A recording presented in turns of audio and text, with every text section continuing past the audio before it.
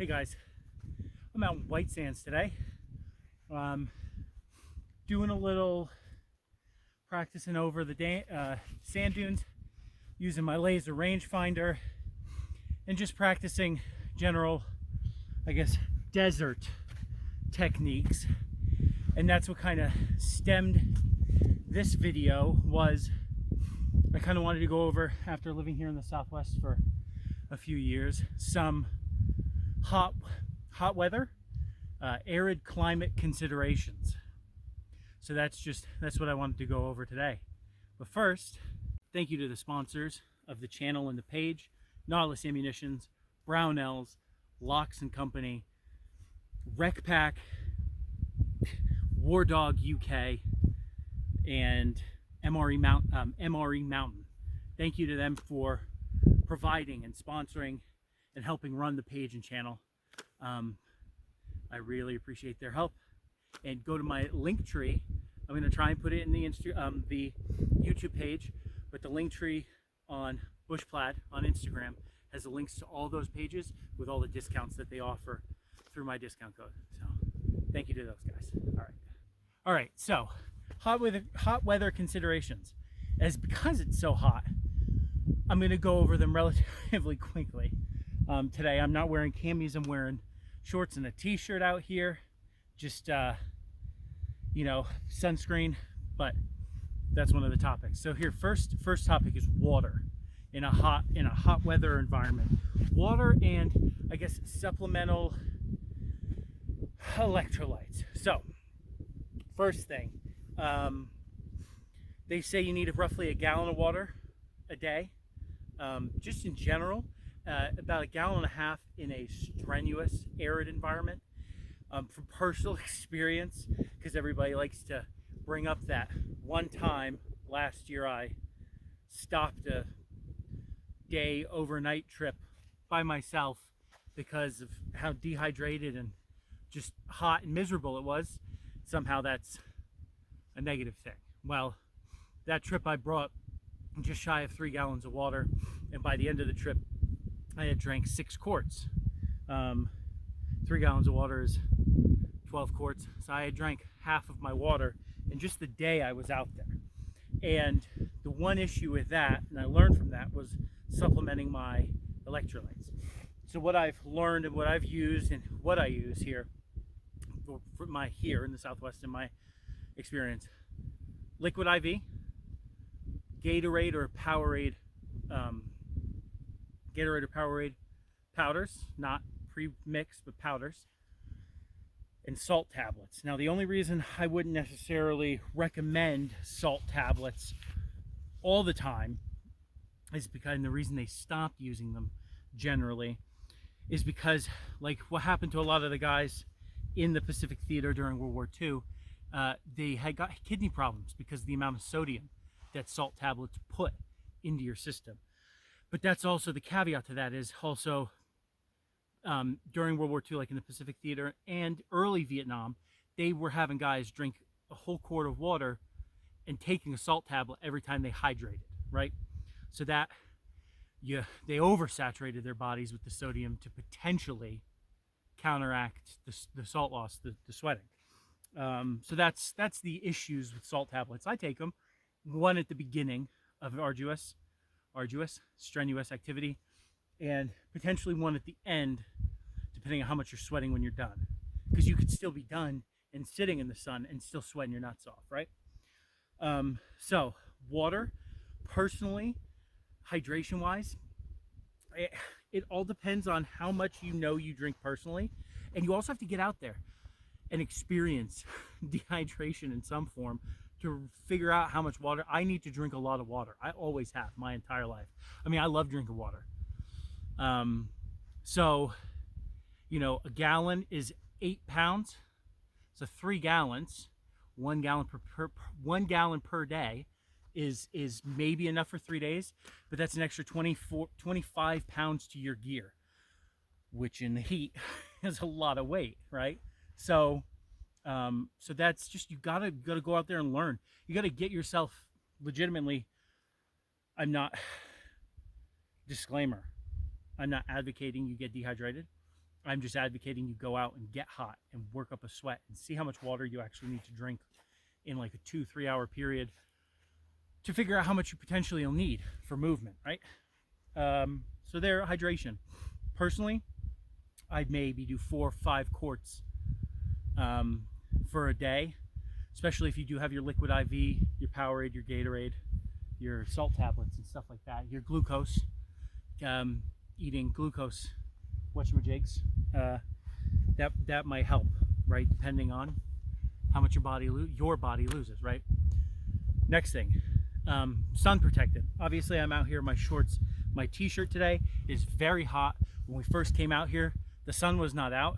It is now.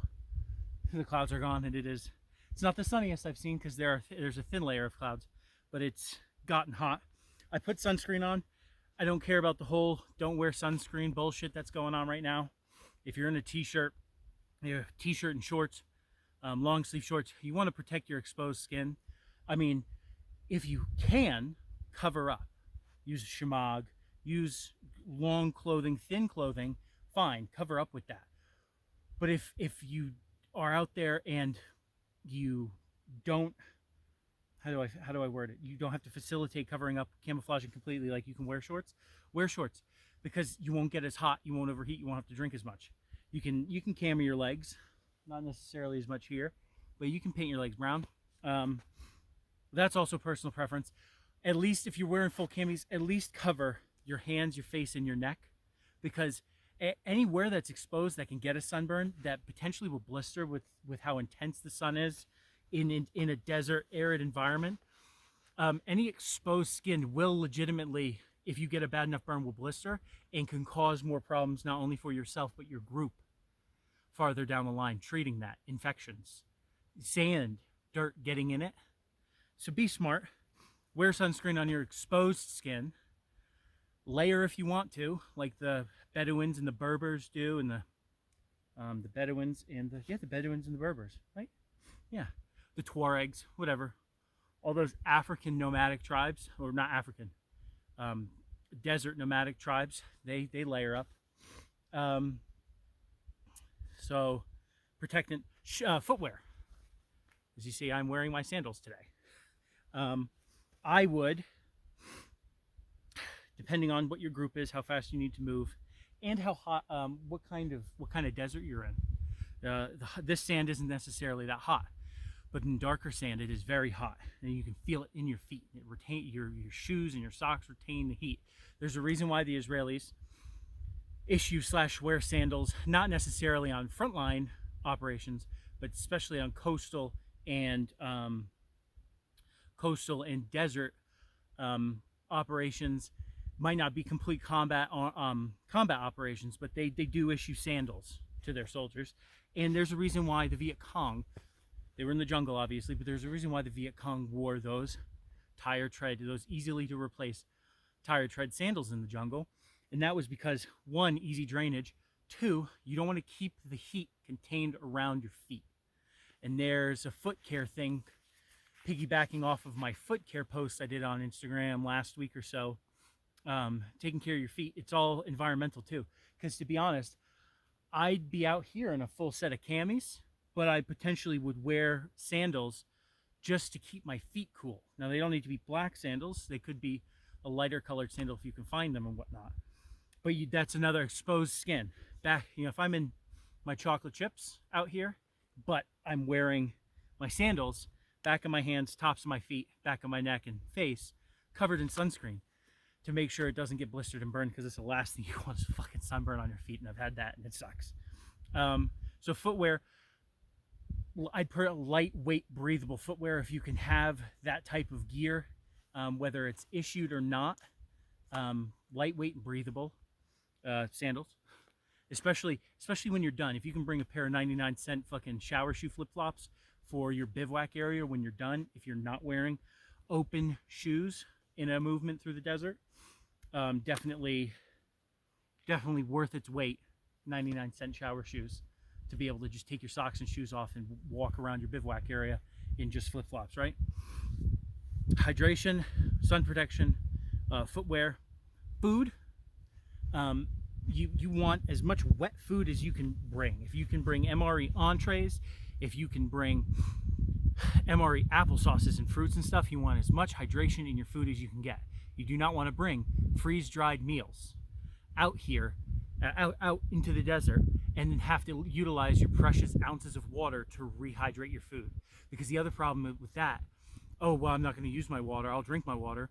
Yeah, but when you put the freeze-dry, you dried food in your stomach, when you ingest liquid, it's going to rehydrate in one way, shape, or form and take moisture away from you.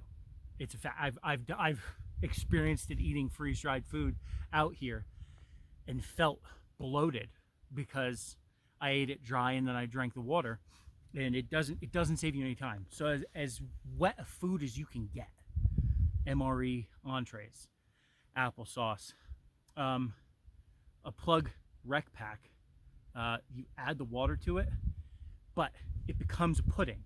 So if you're already allocating 16 ounces of water to something like a protein shake like that, like rec pack, you were going to drink it regardless, right? But you add it to something like a protein base where it stays in a liquid, a viscous form, and it's not necessarily sucking hydration from you. So something like that. But entrees full of sodium, pork, anything with sausage and pork in it, anything like spaghetti with meat sauce that you know is full of sodium, anything with chicken that they make, so MREs, military rations in general, with those types of meats, with, you know, they have more sodium than a normal entree, right? Foodstuffs, and then weight. I mean, when you're out here, it's different. You bring a mosquito net and maybe a lightweight, not even a whoopee, maybe like a lightweight, like one of those silk sleeping bags, a fucking parachute sleeping bag, something very lightweight. It takes up not a lot of room with your mosquito net, and like that's it. If you got boots, maybe a couple changes of socks, but you're not bringing extra clothes, you're not bringing anything like that. You're allocating the majority of your weight to mission essential gear and water. Food, yes, yes, food is mission essential, but it is, if you're bringing, you want to have your the things to replace your electrolytes with that you have with your liquid before you, and more liquid before you allocate like more food, like one MRE entree, maybe some applesauces, and something like a protein shake for the day. That's it. And then you counterbalance how much a full meal would be, and you get to carry that much extra water. Does that make sense? You will burn calories out here. Not necessarily more. Like in a cold weather environment, you're going to be burning more calories because your body's shivering and cold and trying to stay warm, and that's why meal cold weathers have so many more calories in them, right? But out here, it's not the same. When you're hot and you're sweating, you need to replenish the lost sodium, electrolytes, glucose. Everything is more important than having a full belly and feeding your body, because it's shaking, right? So cold, shaking cold. So yeah, so that's packing weight. You want to allocate, you're not going to have a lot of gear, mission essential gear, and hydration. That's what you're going to be worried about. You're not going to be worried about extra clothes, extra skivvies, sleep systems, hygiene. All that goes by the wayside out here. You need fucking water. It's bad, but it's true. I'm already out of my canteen. I had one canteen to do this, and I'm out. Yeah, I've been drinking all day. So there you go. So just some hot weather environment considerations to think about. Generally, people maybe glaze over one, thinking it's not as important. I just wanted to give you guys that information, let you know it is pertinent. Cover up, sunscreen, sun protectant, lightweight footwear, a ton of hydration, and a way to replenish your electrolytes, and your food needs to be wet. There cannot be any dry food. Do not use crackers or wheat snack bread or anything like that. Wet entrees and dish sides, the fruit and the applesauce and stuff like that. Go squeezes. Bring a shit ton of go squeezes. a dozen of them like that. So there you go. I hope you guys found that informative, interesting at least. I'm not in a full set of cammies this time. So thank you guys for watching.